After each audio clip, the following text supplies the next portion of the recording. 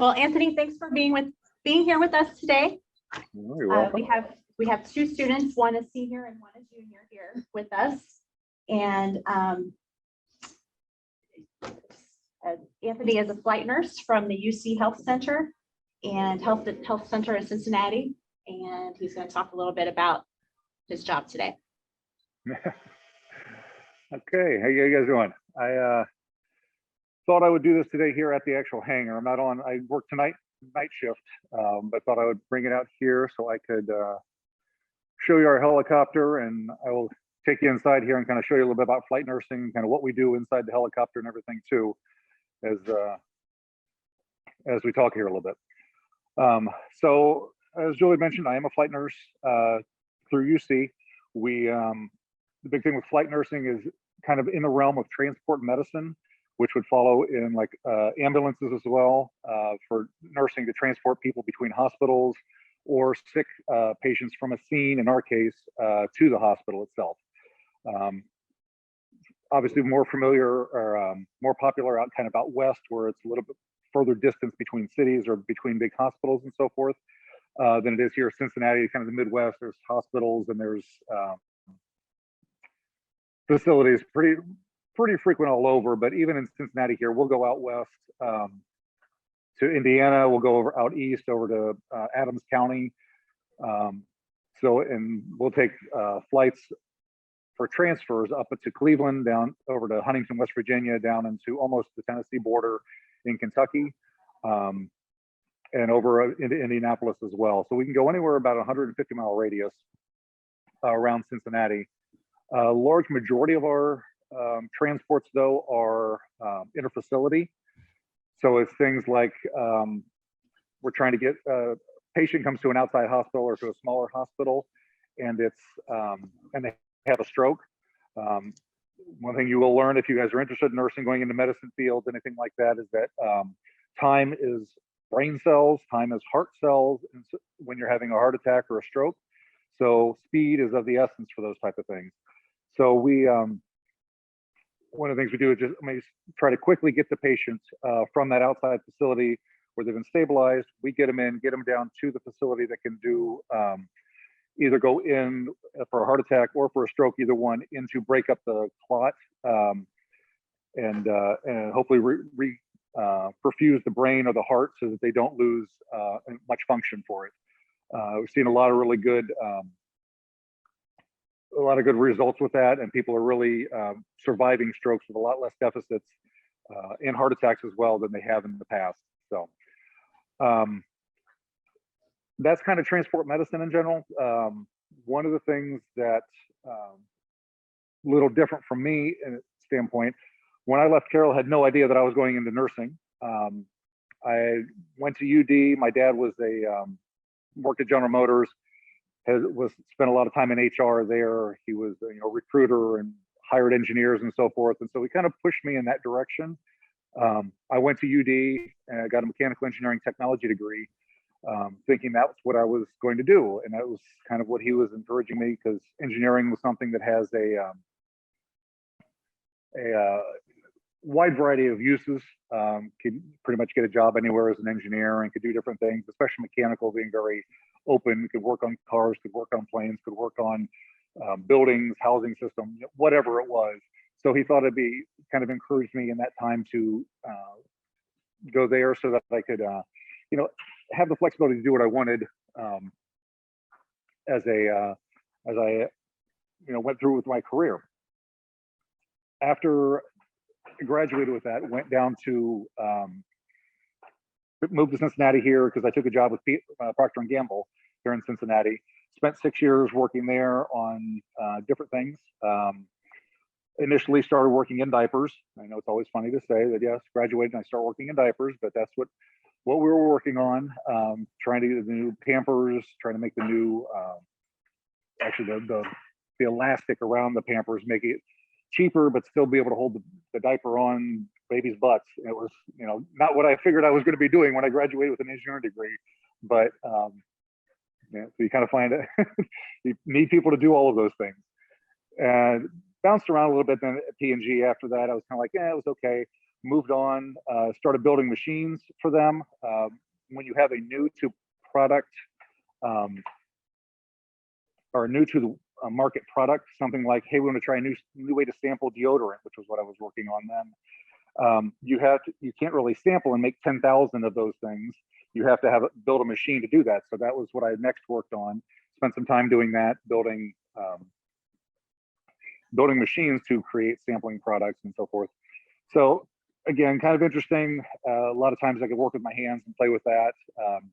Had some fun with those things, but then moved on to packaging, where you guys, I'm sure, are too young, but the Tide laundry soap used to have come out in powdered bricks. They came out and were before the pods, they had individual packages of just the Tide powder compressed into like bricks that you would throw into your wash instead. So I'd worked on the packaging, trying to get them to move. How do you get them from the manufacturing site out to the stores and to the people's homes without them being all broken and everything else? So for some people, that's a great job and very fulfilling. For me, it was not. And that's what kind of led me to look at my career and kind of go, what do I want to do? I've spent 6 years at P&G, 2 different years at each of these 3 jobs. Didn't find anything real fulfilling. And about that same time, P&G actually offered a package where they were trying to downsize a little bit. They were trying to just reduce their staffing, save some money and so forth. So they offered people some money to go back to school and everything else. So I took advantage of that and had decided to go into nursing. Some of the things that I was lacking as an engineer that I wanted to do, I liked working with my hands. I liked working with people. I liked seeing a little bit more immediate results than what I was doing. And that was kind of one of the things that really drove me out of engineering and into nursing.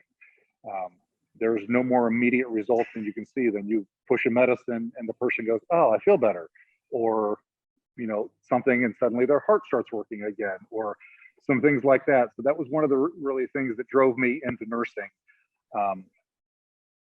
From the while I was in school in nursing school, they ended up one of my last classes was in the emergency room, and absolutely fell in love with the emergency room. Thought it was fantastic, so I ended up taking it right out of school. Was able to hire into the emergency room, and over the next 15 years, has spent a good majority of my time in the emergency room, handling all the traumas that you can expect, as well as medical patients and everything there. And then from there, while you're there, one of the things that you do is you receive the patients from the flight team. So as the flight team would come in, it was kind of seen as kind of the ultimate in emergency nursing. So that was kind of where I'd always had this dream of going, well, that's what I want to do. And finally, after like I said, almost 15 years, I finally finished all the requirements and finally did everything that I needed to do to take the job. And then, like I said, 3 years ago was when I made the transition. I've been flying now for, like I said, coming up on 3 years. I made the transition end of April in 2019. So that's kind of where I've been and how I got to here. So one of the things, I guess, too, like I said, I wanted to show you kind of in the helicopter what we're doing here. I actually have, sorry. Katie is our flight nurse on today, so she's actually in here doing her checks for the day and kind of looking at equipment and so forth. But the helicopter here, you'll see we load patients from the back end here.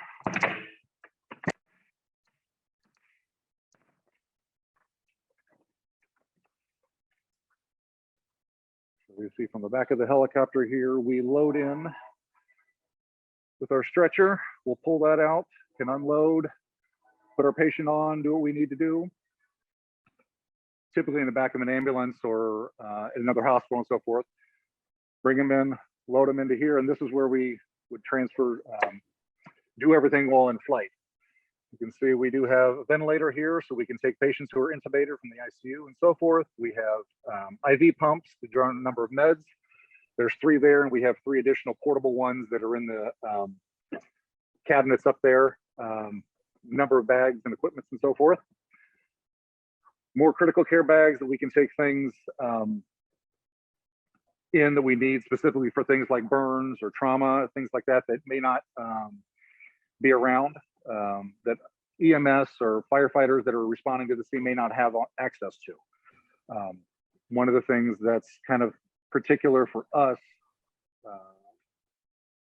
sorry, I'm trying to play again here, turn this back around, is that our program, actually, we fly with a doctor.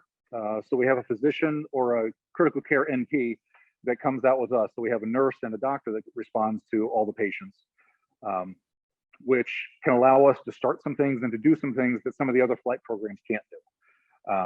We do carry blood. So in traumas, one of the biggest things causes of death is people bleeding out. And so we actually have blood that we can start transfusing them before, as we're flying them back to the trauma center where they have a larger supply and so forth. We also have the ability to, like I said, do CPR, cardiovert. So somebody, you know, has a cardiac arrest or whatever, we can transport them as well. Again, get them to the hospital. Strokes, heart attacks, kind of like we talked before. We have a full bag of ICU medicines that we can carry. So pretty much anything that they're doing in an ICU, we can continue in order to transport them down to whatever hospital they're going to. Typically a bigger, larger center that has more specialties and so forth. So that's kind of, in a nutshell, flight nursing and kind of how I got to here. So what kind of things can I talk to you guys about in regards to nursing or engineering or changing careers or anything like that? You'll hear people say that nursing is like really crazy hours and it can be like really hard on your body, you know, like moving around all the time. So how would you say that like nursing in the ER compares to like flight nursing in like those regards? Okay. You're correct in that nursing can have some really rough hours to work. For the large majority of nursing positions, most people have moved to, most hospitals and so forth have moved to 12-hour shifts. So most of them are 7A to 7P or 7P to 7A. And we're the same here as a flight nurse. We're 7A to 7P or vice versa. In the emergency room, there's a lot more people that were working, and because that actually is open to the public, so you kind of have to staff based on when are people awake, when are people sick, when are people doing things. And you wouldn't think so. You would think most people would use the emergency room like, oh, well, they're not going to come unless they're sick. Not necessarily. Often it is when they're awake, when they're like, oh, well, I'm awake and I hurt. But if they go to sleep, they don't think about it and they wake up. So during the day, it's much busier in the emergency room than it is at night. So they did actually staff us with various hours, trying to make the staff happy. So we had different shifts from like 9 a.m. to 7 p.m., 11 a.m. to 11 p.m. We did have some 8-hour shifts for a while, 7A to 3P, 3P to 11P, 11P to 7A. So they had a big variety of shifts in the emergency room. And from what I've seen of the different systems that we fly to and so forth, a lot of them have more flexibility in the emergency room than you do on either ICU, standard floor, or even flight nursing here. Just because we only have one nurse on in the shift. And so you're it. You come in, you've got 12 hours and you really can't vary the schedule too much. Occasionally you'll have some separate or some accommodations that you can make for, you know, hey, I got something going on this morning, with somebody will stay over for you and so forth, but it's definitely the exception to the rule. In regards to the hours as well being rough on your body, that is totally true in terms of a lot of the shifts too are flex schedules, and that you work both day shifts and night shifts. There are some that you can find that are straight day shifts or straight night shifts, and you have to kind of figure, you know, it depends on the ICU and the department and the ER or whatever hospital it is you're working for, what they're offering. But some of them that you know, they try to make it accommodate so it's not too bad for you. So you might spend a week on nights and then the next week you're working days. But the switch from days to nights is really where that really becomes hard on your body. And that's anytime you're doing shift work. So I mean, there's mechanics or manufacturing, things like that you're doing some different shifts and things like that. Kind of all over the board for that too. So. You said that you went back to school to study nursing. Where did you go for that? Yeah. University of Cincinnati. Okay. They actually had a program that was would transfer a lot of my because I had a bachelor's degree already in mechanical engineering technology, and they transferred a lot of the general ed studies and those type of things. So all I had to do was really take the nursing classes to get my bachelor's degree. It was a special program that UC had offered, and there's a lot more of those programs around now, but at the time it was one of the few. So it was the one that I was able to get in, and within, I want to say it was 4 fortunes that I was able to get done. I got my bachelor's in nursing. Great question. The best part of my job is obviously being able to take care of the patients. I mean, you don't go into nursing without having the desire to care for other people. Physicians, the nurses, everybody here, we want to help take care of other people, and that's what really brings us into the field in the first place. How you do that obviously just depends on where you end up with your nursing, or where you end up practicing, I should say, whether emergency room or ICU or floors or ambulatory care in the doctor's offices and so forth. So that the desire to care for others and the ability to see those results quickly was really what drove me again to the emergency room, and the fact that people are, well, let me say, think about a trauma where somebody with a broken arm, broken leg, something like that. You can very quickly give them some medicine. We can get them to the doctor that they need to be to see so that they can get that repaired and fixed. And just knowing that then as we look up later, to see kind of how they did, to know that you had a part in their recovery or how that goes. The worst part is kind of that same piece for emergency nursing patients, because I either get them stabilized or in our case transport them to another facility, but I don't always get to see what happens or how they go at the end, or actually get to talk to them. We get to see them kind of at their worst. They're not always the most pleasant. A lot of times not the most appropriate language they use to us at times when they're hurting, and that's understandable. But there's occasionally that we do get to see the patients afterwards, and and they're very appreciative of their help, of our help, and so forth. And you just kind of, it's a different conversation than at that point when they're sitting here talking like we are, instead of somebody who's in incredible pain because you got your leg that's sitting the wrong way. So you'll hear that majoring in nursing is really rigorous, and nursing is a hard major. You said you went back to school for nursing after high school away. So how did you balance your obligations with going to school? Outside obligations? Yeah, it was a little difficult because obviously, well, by that point I was married, had a child. My wife was working full time, so it was okay there, but I still was trying to work some part-time to kind of bring in some money too, so it wasn't everything left on her.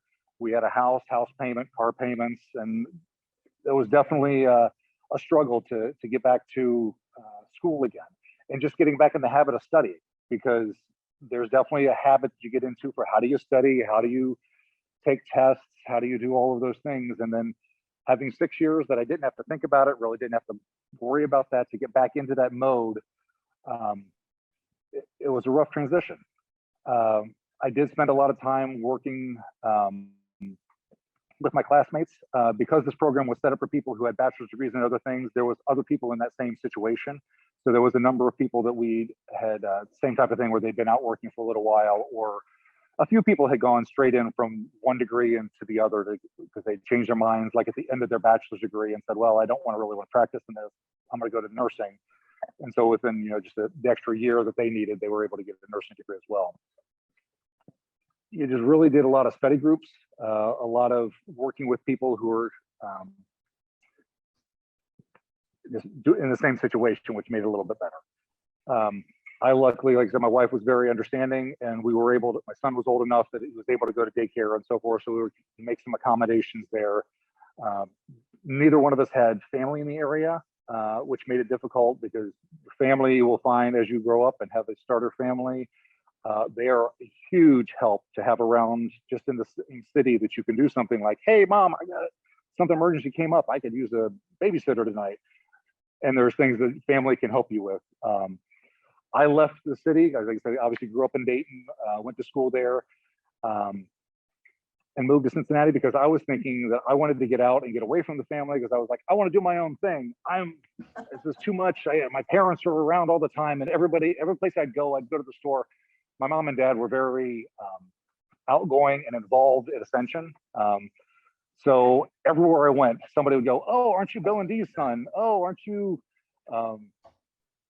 we know you, we know your mom. How's this going or whatever?" And I was just like, my God, every time I go somewhere, I can't get away from anything. So anything I do, I felt like it was going to get back to my mom and dad. So I was like, I need to go somewhere else for a little bit.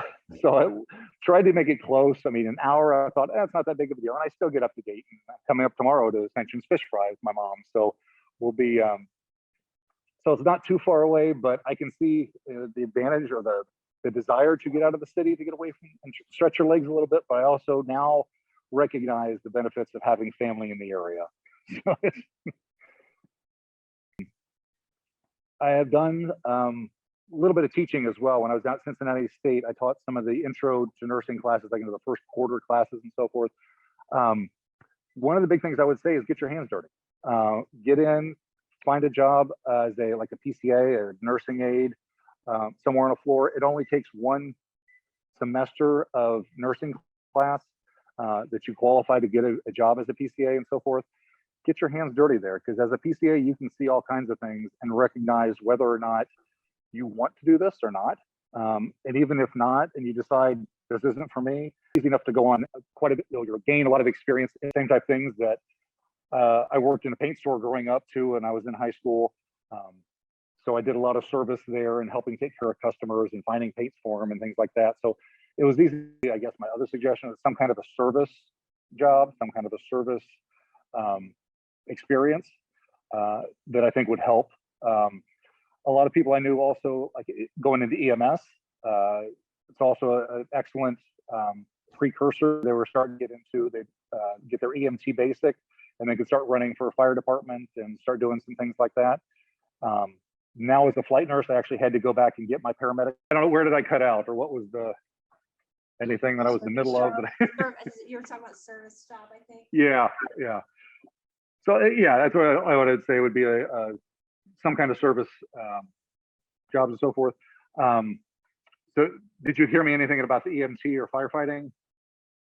A little bit. Okay, that was the other part that I went to after service, just saying that another good option might be to be a paramedic or an EMT. There's a lot of people that'll, that even like senior year can start doing some things like an EMT basics, a very, like a 1 quarter class that you can take, become an EMT basic. You can start running on a ambulance crew or a fire, you can hire out with the fire service.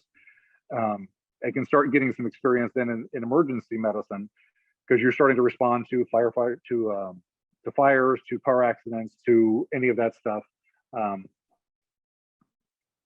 So it's another great option too, if you want more of the medicine side of things too. So it's a couple of different routes that would be a good way that I would think could get you some experience before you head into nursing. Sure.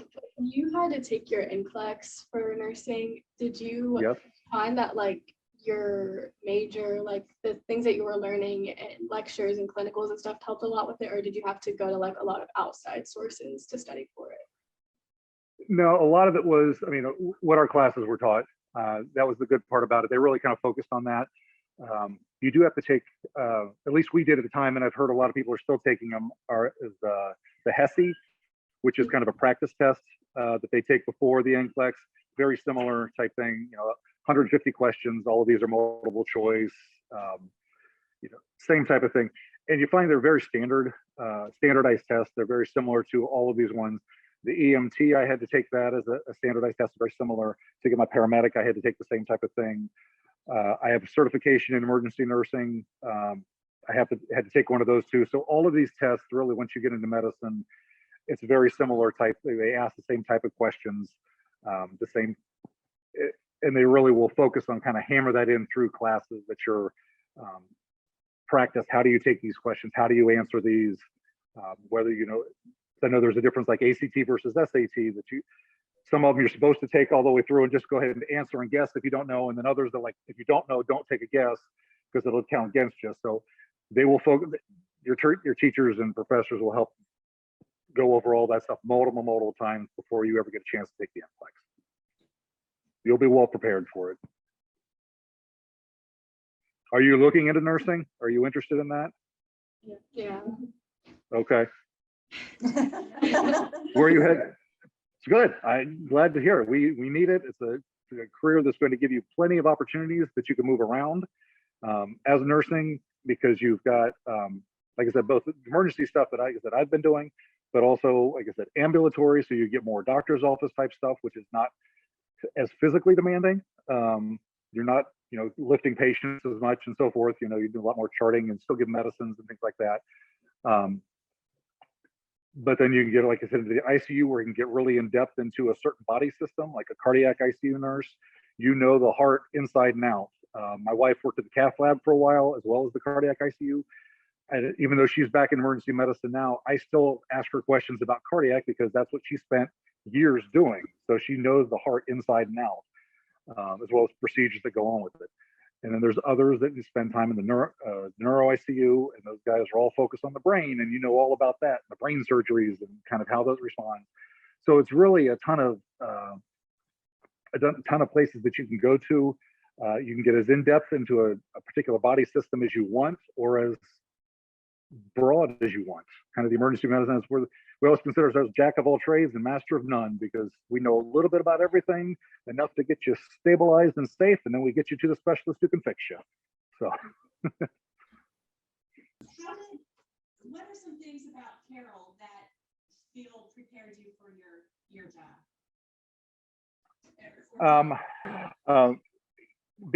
Yes, it did. It prepared me, I should say, for going to college, to getting my next degree and so forth, because of the rigorous classes that we went through. I was not an AP student, so I didn't go through a bunch of AP classes or anything like that. I had the super hard ones, but I was involved with activities. I was senior class vice president, so I had some activities outside of class, as well as played sports for 4 years.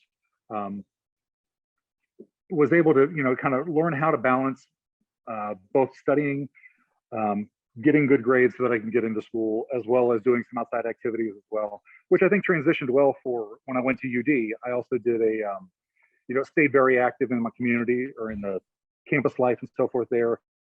Did things, helped run retreats once I got there, and was still able to, again, balance that with knowing how I needed to study, knowing how I was able to make use of my time. The biggest transition, the biggest thing that it took me, or kind of shocked me, I guess, was the fact that you might have a class 7 o'clock in the morning, or 8 o'clock in the morning, I should say, and then not have another one until noon. So I had like 3 hours off in the morning. But I'm like, well, I commuted while I was at UD, so I didn't really have a dorm to go back to. But so I was like, okay, where do I go? How do I go to the library and figure out how to start studying for these classes? How do I get my homework done? How do I stay on top of these things, so that when I did get time off, I could do the things that I wanted to, like the retreats, like the campus ministry, some of the other things that I got involved with down there. Sports, I was a cheerleader at UD for a while. So it was just the time that you need to do the activities that you want to do. Had to make sure that I got the studying done first. And that was, like I said, definitely learned that at Carroll, because it was not there's no cakewalk getting through a lot of those classes. Anything No. else that you want to talk about, Anthony? I know right now, I was just kind of a little caveat. I know if you've heard or seen anything about the recent nurse in the news from down at Vanderbilt, it's kind of changing nursing in general, and it's something to kind of keep your eyes on. And it really has had some big impact on a lot of nurses. COVID here has drawn a lot of patients or a lot of nurses that have just been worn out. There's been a fair number of people who are leaving the career right now. It's been a hard stretch for the last few years. I'm still nursing. I'm still enjoying it. It's still very much a great career. There's a lot of good that you can do, and a lot of need in society. Health and people's bad health is not going away, so you will always have a job.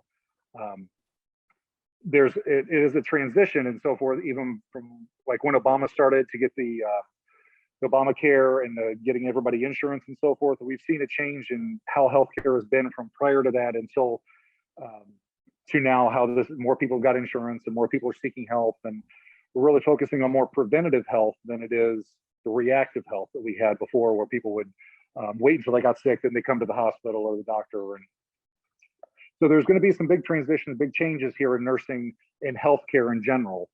So it's, I would say that it's still a viable career. It's still something that I would recommend. It can be scary. There's a number of things. It took me 8 months once I first got my job that I didn't go home going, God, I hope I didn't kill anybody today.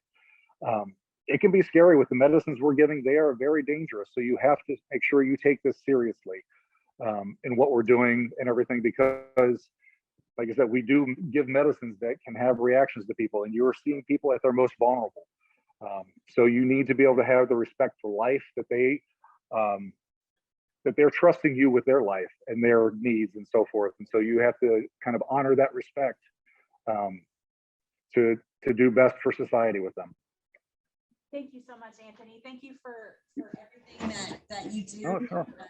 You know, we're proud of you, and we appreciate you. So thank you so much, and thank you for speaking today.